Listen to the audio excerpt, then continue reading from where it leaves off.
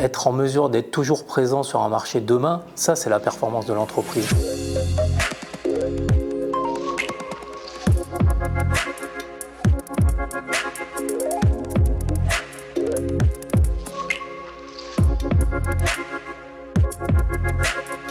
Le premier effet positif que j'ai pu y voir, moi, c'est que ce qui est éco-conception fédère les équipes en interne au sein de l'entreprise sur quelque chose de nouveau et en même temps de pragmatique, cette fédération des différentes équipes parce qu'on travaille en fait tous ensemble. Tout le monde contribue à amener sa pierre à l'édifice pour concevoir quelque chose qui va durer.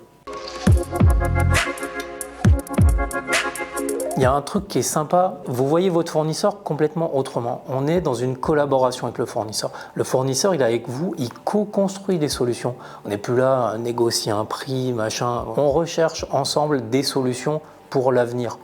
Donc le fournisseur, il peut être que enclin. Et comme ça, on trouve des solutions ensemble. Et on en a trouvé quelques-unes. On a un pied de meuble qui est entièrement en plastique recyclé, par exemple. Depuis des années, c'est une filière où ce qui est recyclé, c'est du tableau de bord de voiture. Donc voilà, la matière première est disponible et on peut facilement la recycler pour faire tous nos pieds de meubles.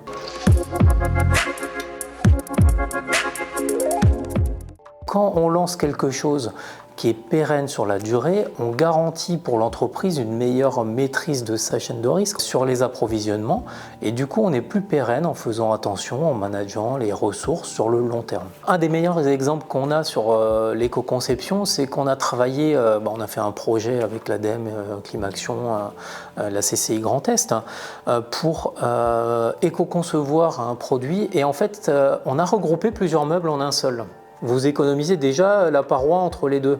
Je ne parle pas d'économie de ce que ça coûte, mais c'est une économie réelle de matière. Ça veut dire que c'est du copeau en moins qu'on a besoin de générer, c'est du panneau qu'on a besoin de fabriquer en moins, c'est du poids en moins qu'on transporte et c'est quelque chose qui n'est pas forcément utile.